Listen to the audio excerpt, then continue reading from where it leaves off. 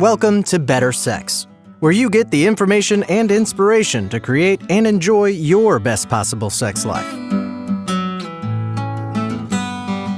Join your host, sex therapist Jessa Zimmerman, as she brings you expert guests, helpful tips, knowledge, and strategies to improve your intimate relationships.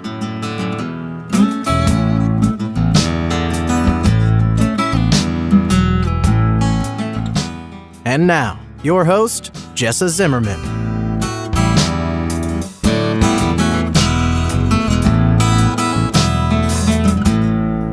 Hi, everybody. I'm Jessa, and I'm so happy you're here for this episode of Better Sex. I've dedicated my professional life to helping couples enjoy a fulfilling, intimate life. I believe that sex is important. Our connections to other people matter, and we're not living our life to the fullest if we aren't connecting emotionally and sexually with our partner. That's why I'm here, bringing ideas and information to help you live and love better.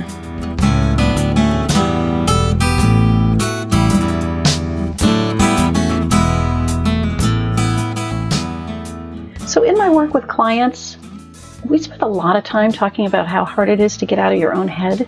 You know, people get distracted. They're distracted by their to-do list. They're distracted by stresses of life, what they have to do for work. They're distracted by concerns they've got that are keeping them up at 4 a.m. You know, and a lot of people, even if they aren't distracted, are so used to thinking and analyzing. And, you know, it's what we therapists call being up in your head instead of in your body. And the ability to drop into your body and be present and feel what you're feeling and be in the moment, it's important. And it's certainly important in sex and in connecting with a partner. And there are practices like mindfulness, which is really popular, learning to meditate, learning to get into your body, learning to let go of thoughts. You know, those are powerful. But another thing along those lines is Tantric practice. And I think most of us think about Tantra as some sort of mysterious sexual training, you know, or activity, but it's really about getting out of your mind and into your body and into the moment and connecting intimately with yourself and with other people. And I did a training with a Tantric practitioner and teacher in Seattle. It was put on for sex therapists. And I got to meet Matthias at that point. And he has, you know, a wealth of knowledge and experience and just a passion for sharing this with people.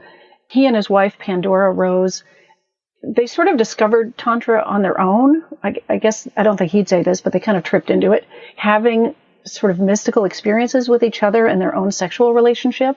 And from there, it sort of opened their eyes to, where is this coming from? How do we learn more about this? And that's where he went on to learn a lot about Tantra and get more formal training in it. He's based in Seattle, and he offers events and workshops. He's got a community space, and he does private coaching and healing sessions with people. And he agreed to be on the show today. So I'm just delighted to have Matthias Rose here from Moksha Tantra.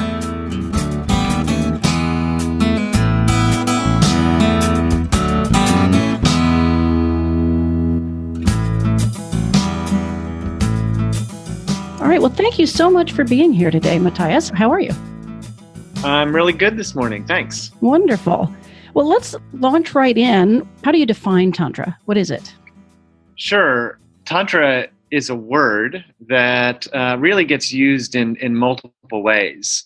In its original and essential sense, it is a unique practice of embodied spirituality that was developed in the area of India thousands of years ago, although our first sort of documented, recorded literature and historical references to it began at around 400 AD. This spiritual system is fairly unique in that it celebrates our body and the material world as being the essential part of our spiritual path to understanding or awakening to the divine. It's sometimes called a subjective science of consciousness because the tools and the techniques of Tantra are designed to reveal to us what it is that we are, what it is that consciousness is. But that's all somewhat esoteric. In the West, we pretty much know of Tantra as a system or a technique or something around sexuality or sacred sexuality. Right. the fact of that is that the Tantra that we know of and have all the sexual applications of are really the application of these ancient tools specifically to sexuality. And it's rooted in that historically, sexual experience, sexual union, sexual energy, union of masculine and feminine were one of the sort of sets of rituals for that classical tantric exploration of the divinity and our own consciousness. So a slice of the pie, a slice of a much bigger pie, has sort of come to us as being an incredibly missing ingredient in Western spirituality and sexuality. So although I am a student of and practitioner of and teacher of the whole pie, I recognize and love the fact that many of those other pieces of the pie can be found in Buddhism and mystical traditions from all religions, but the sexual component is really unique to Tantra. Okay. Could you say a little bit about, maybe just briefly, what the other slices of the pie are? I mean, they may not be distinct slices, but Sure. But I've always thought of Tantra as about being about sex. So it's interesting to hear that's just one little piece. So meditation, mantra, asana, all of what we call yoga is actually a derivative of Tantra. So the geometries of yoga were developed within Tantra as an embodied tool to open the energy channels in our body. Yoga existed before this blossoming of Tantra throughout India, but it existed only as a philosophy of meditation. What we call yoga, doing things with our body, were developed as a means of really expanding the possibility of the human body to experience energy. Now, I'm a tantric healer. I do body work, energy work, sexual work with people. And I can tell when somebody is a yoga practitioner because they have a different experience than somebody who is not a regular yogic practitioner. It's because their energy is flowing better, whether they have ever thought of it that way or called it that or not. If they were just doing it for the tighter butt, doesn't matter. It still has that effect. Wow. So what is Tantra not? I think there's probably a lot of misconceptions about it. People have these ideas. They associate it with sex, certainly. Well, the biggest misunderstanding of Tantra is that it is some kind of hedonism, that it is specifically about a pursuit of pleasure. And even in what we might call sort of the contemporary Tantra or the sexual Tantra, that's not the case. It's true that applying techniques of mindfulness and awareness of energy and connection of breath and energetic connection to sexual union does result in more pleasure and some fascinating physiological experiences such as male orgasm without ejaculation, or different kinds of orgasm in both men and women. Those are all amazing and delightful and delicious sort of side products of something that is really about getting to the heart of authenticity, emotional connection, true vulnerability, and deepest possible intimacy. And a lot of those things are not always pleasant. Sometimes when you're really vulnerable and really open, it hurts. Right. That come up between a couple or are things that are not easy to handle. But when we do handle them, when we use either the techniques of Tantra or other Western techniques of conflict resolution, and we get to the heart of what we are and what we want, either in the bedroom or in the relationship or in our lives, and we start to really live that truth, it is so liberating. Wow.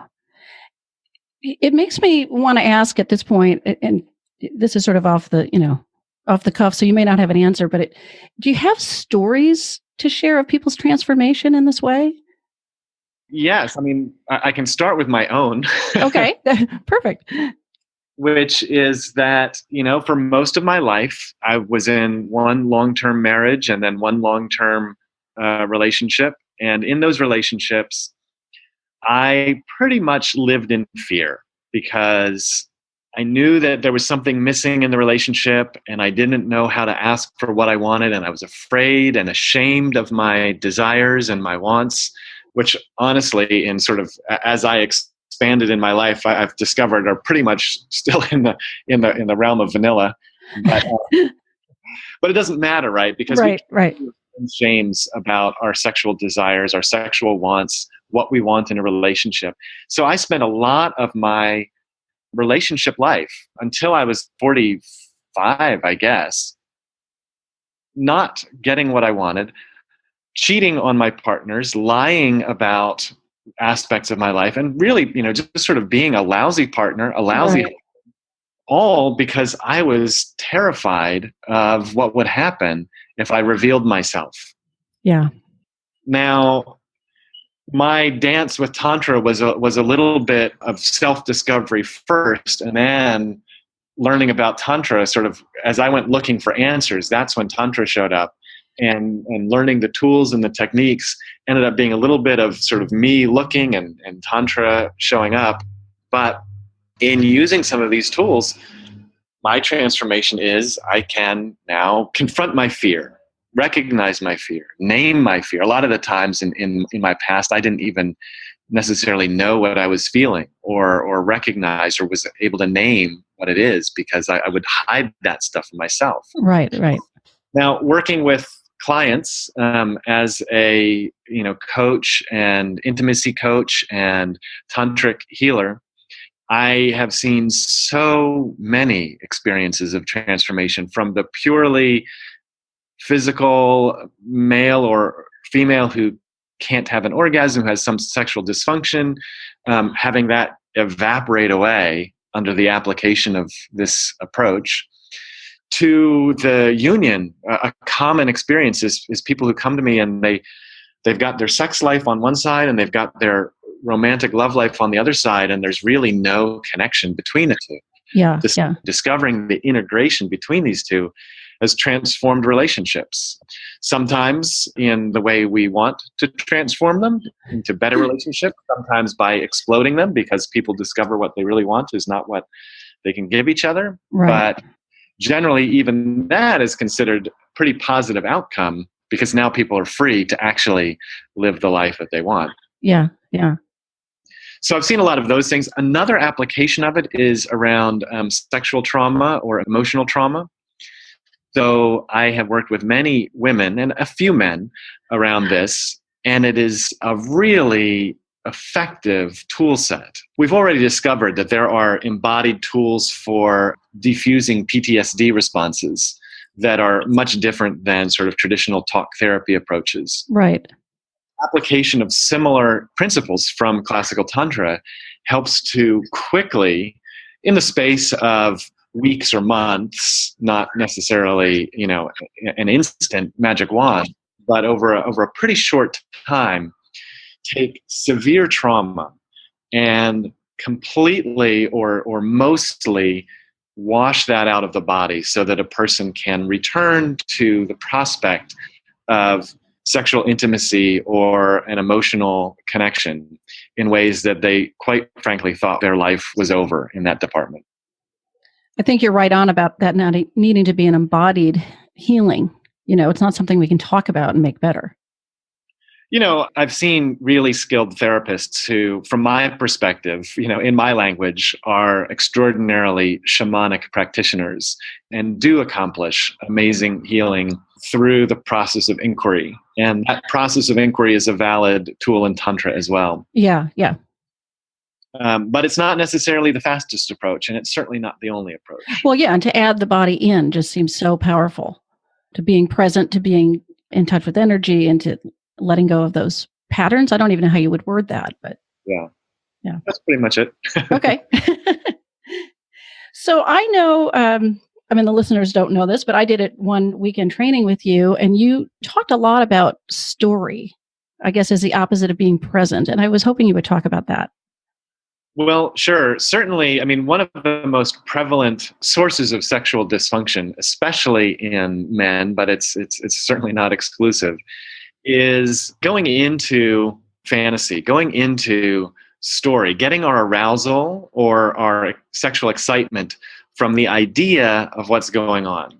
So from a purely sexual perspective, many men are often sort of experiencing sexuality through this inner lens by which they are sort of watching themselves as if they were a porn film, and are getting their pleasure and their excitement through the idea or image of what's happening and how hot that is or how hot their partner is or whatever.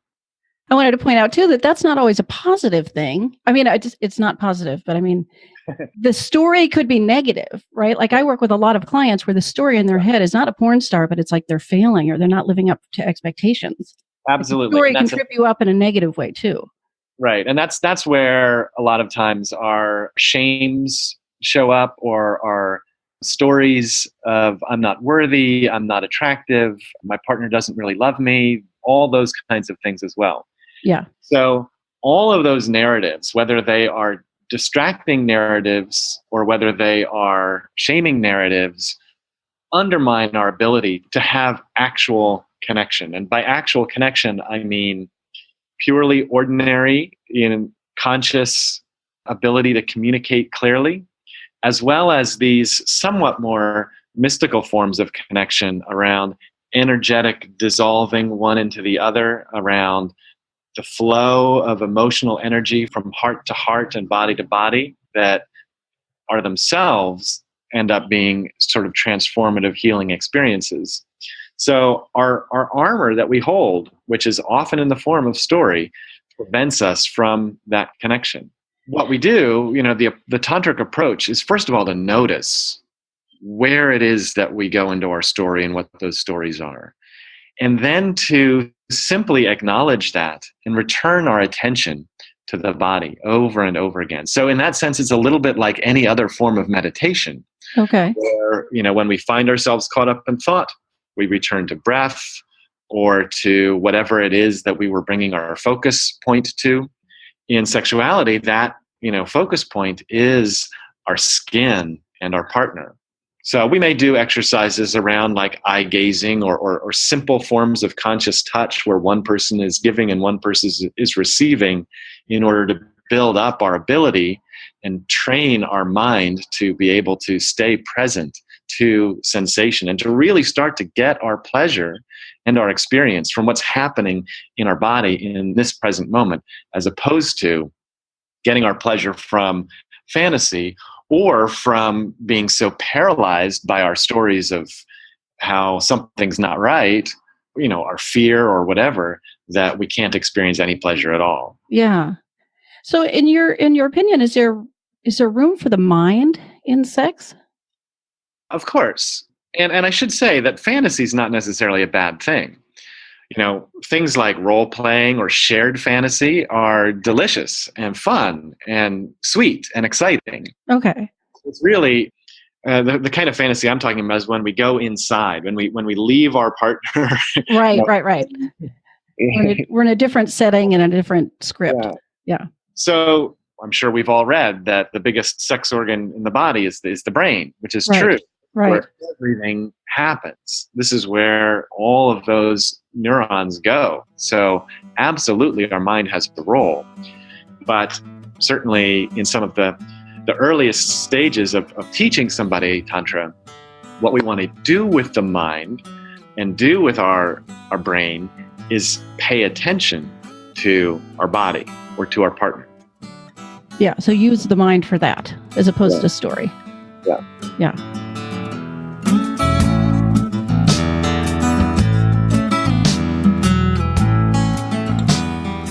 Hi, it's Jessa here, taking just a quick break. Thanks for listening so far. I wanted to let you know about the sex quiz that I've put together called How Healthy Is Your Sex Life? I've taken a close look at the typical ways that I see couples get into trouble with sex, including avoidance, neglect, negativity, distraction, and boredom. And the free quiz will score your individual results based on these factors. And then I provide my recommendations and ideas, including my top 10 sex tips, which will help you make instant improvement. If you'd like to take the quiz and see how healthy your sex life is, you can do it right now at sexhealthquiz.com.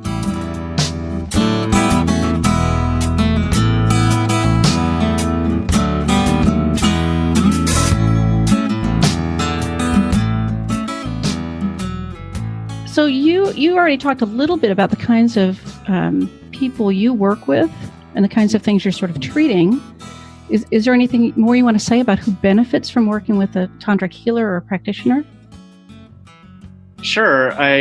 So I sort of hit some of the big ones. People who have sexual trauma, people who have sexual dysfunction, people who have a disconnect between sexuality and emotional connection. And then there are people who are frankly just exploring. What more is there?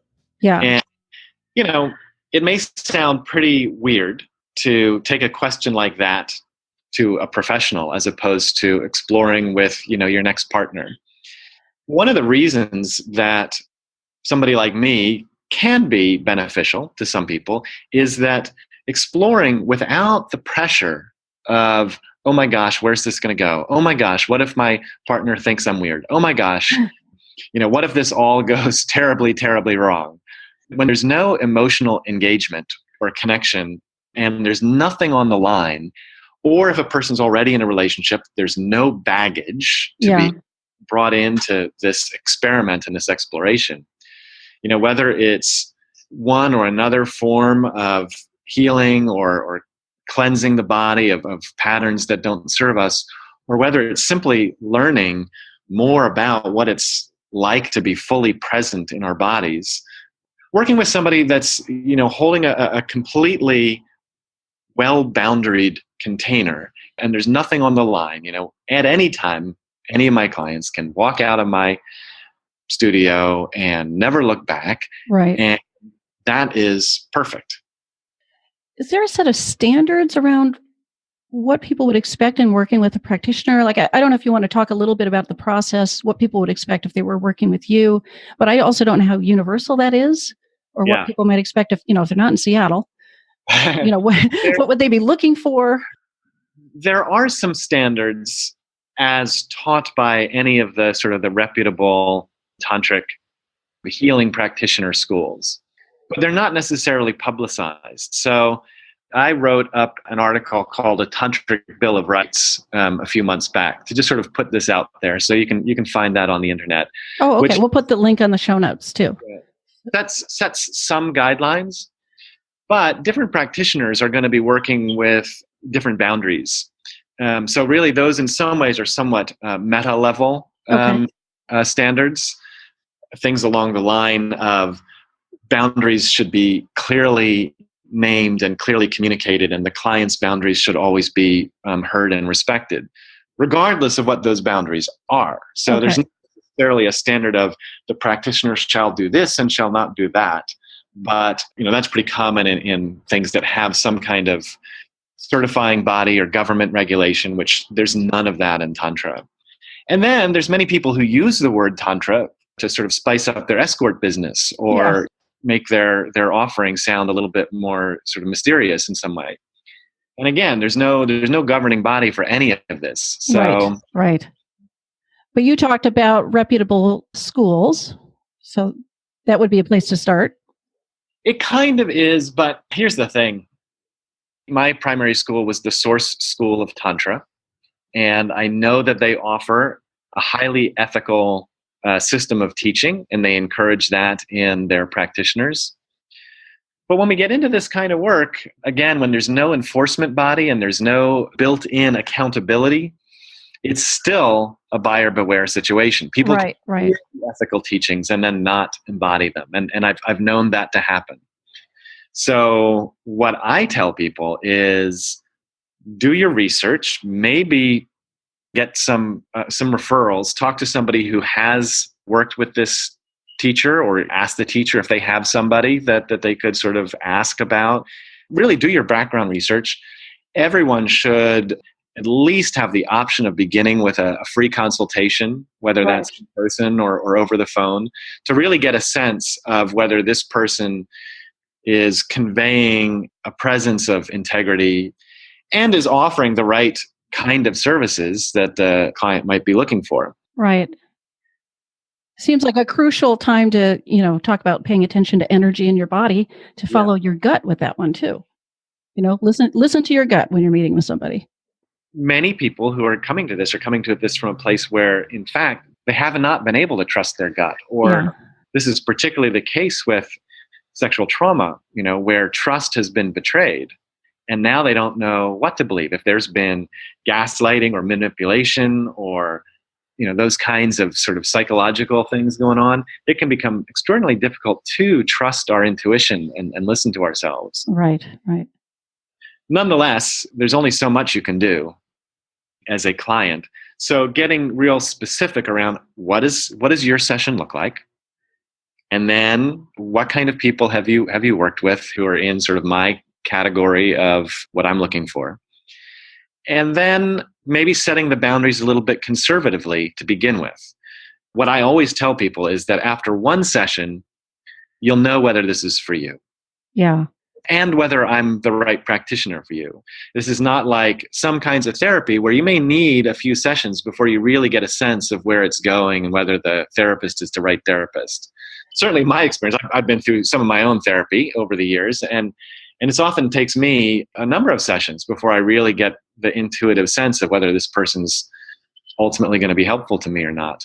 Generally, with body work, it's a much more direct line to seeing the fruit and feeling at a deep level where this goes. Right. So would you talk to us a little bit about your process then for working with a new client? Yeah, there is typically a good consultation period where we'll spend 45 to 60 minutes learning about what their intention is for the work, what their questions or curiosities are, and for them to really get a deeper sense of what it is that I do, who I am, where I come from, get all the questions answered. Once we have sort of an intention that is rooted in their past experiences, then we'll talk about boundaries. What, for a first session, are the boundaries going to be? It might be no touch at all. We might just be doing some energy practice, or it might be very limited touch, maybe just some very traditional kinds of, massage or body work to just help a person re-experience skin contact. Or it can go into intimate touch, where we use sexual energy and sexual touch to meet the intentions, whatever those are. My boundaries, when I'm starting out with somebody new, I only use my hands, and it's a very, very straightforward one direction of touch. I am providing sensation and energy, and the person is receiving, which in and of itself can be pretty challenging for some people who Absolutely. are in a life pattern of being caretakers or givers or whatever. Right. So even it can be pretty challenging. In the arc of a therapeutic relationship, those boundaries can change over the course of the work if there's any need to. Right. If it serves a purpose. About 80 to 90% of the time, it doesn't. There's no need for anything more than where we begin. Yeah. Sometimes people have some obstacles around learning to touch or some fear of touching. So, there might be a place where we move into bidirectional touch and related sort of intentions like that. Right. So with all these ideas, people are listening to this and maybe they're inspired to go formally learn Tantra with a teacher. But what about ideas that couples could put into practice right away based on the tenets of Tantra? I don't know if there's an exercise you want to describe or some hints for people. So there's 3 simple things that can be really challenging and really rewarding, and which anybody can do without any kind of special guidance or oversight. The first is extended eye gazing. And I've been surprised at how many couples I work with for whom that is actually way harder. They're like, no, we wanted you to give us some sexual. Right. I don't want to have to look in my partner's eyes. Yeah. But a lot happens when we connect with gaze, even just sitting, face to face in a chair and setting a timer for 10 or 15 minutes and simply being open to seeing and being seen. Mystical experiences can happen. Extraordinary insights can come. Emotions of positive and negative dimensions can arise. It's a powerful practice to try. Okay. So that's one that I would suggest. A second one is breath. So one of the most fundamental tools of Tantra is, as in other forms of meditation, is of paying attention to our breath. So two kinds of breath that are very simple, very easy to do. And you can do this while embracing, while cuddling, or and I would definitely encourage this in sexual exploration, is consciously breathing together. So both partners breathing in together and out together in unison, in sort of a relatively slow-paced way. So this might fall apart if things get really hot and heavy. Right. Not at the peak there. Yeah. Although, if you get good at it, you can accelerate the breathing and still stay in union. And it's Yeah. Or back and forth. As one person breathes out, the other person breathes in. So it's almost as if you're passing this breath back and forth between. Right. Okay. So those are two very simple breathing techniques, which are the foundation of a number of other breath and energy sharing techniques that people can grow into. But those, without any special instruction, anybody can do and just see what happens. Okay. What people discover something happens. It's not just nothing. Okay. And then the third exercise is something we call the 3-minute game. This is actually not specifically from Tantra. It's actually from a sex coach and intimacy coach named Betty Martin, who you may know and you probably want on your podcast at some point. Right. Unless she's already been on. No, not yet. So her 3-minute game is really setting a timer for 3 minutes and each person taking a turn to touch the other. So in this case, there's actually 4 quadrants of touch. For the first 3 minutes, I might say, how would you like me to touch you for your pleasure? So in that case, I am giving, you are receiving. I bring all of my awareness, all of my consciousness, all of my attention to the touch that I'm giving you for those 3 minutes. So that is an exercise of really cultivating conscious touch and conscious receiving. So this is a way of getting out of our head, out of our story, out of our shame, out of our fantasy, and into complete attention to touch. We reverse that, who was giver was then receiver. Right. Reverse that. So that's 2 quadrants. Mm-hmm. The other 2 are taking and allowing. For the next 3 minutes, may I touch your face for my pleasure? Right. So now, same thing, I am giving touch, but instead of giving touch with the intention and purpose of offering pleasure, I'm doing so for my own enjoyment. Yes. And my partner is then allowing. Of course, that question can be answered with a no. Right. Do that, right? We're staying completely inside consent with this exercise. But so exploring the 4 quadrants with that giving, receiving, taking, and allowing is a way of really cultivating a consciousness and a quality in our touch. And the techniques of that can be expanded, experimented with in other ways, and brought into sexuality in all kinds of ways. Well, great. Those are great starting points. Thank you for that. So last question is, how do people learn more about you? What kind of resources do you want to talk about real quick for people to learn more? Mm-hmm. I've got a website, so people can always start there. It's fairly informative. And then I also work with an organization that I founded called Moksha Tantra. Moksha is a Sanskrit word for liberation. So in this case, we're liberating ourselves from all of the conditioning and programming that society and our families and our parents and our peers and our everything else, our experiences, the stupid things we've done and the beautiful things we've done, liberating ourselves from all of that programming that's in us so that we can live our life fully free to be who we are. Moksha Tantra, we do weekly events, and so there's a website for that as well. Those events are an exposure to sort of the larger wheel of Tantra, but we always celebrate the fusion and the sexual element of Tantra. So we have some events that are more focused on sexuality and some events that are more focused on the fullness of spirituality. Great. All right. I will put both those links on the show notes for this episode so people can find them there. Thank you. Great. Well, thank you so much for being with me and talking about Tantra. You're welcome. Thanks.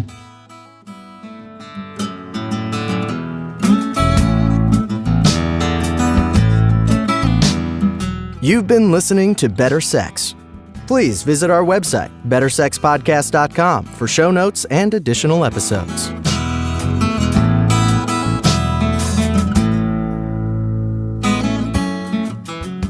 Thank you so much for listening. I hope you enjoyed the show.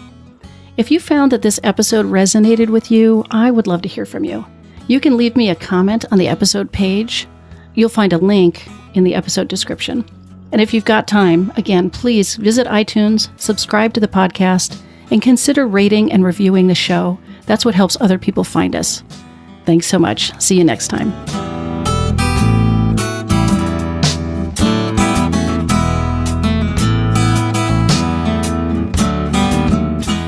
Our theme music has been composed, recorded, and provided by Rick Ruskin, courtesy of Lion Dog Music.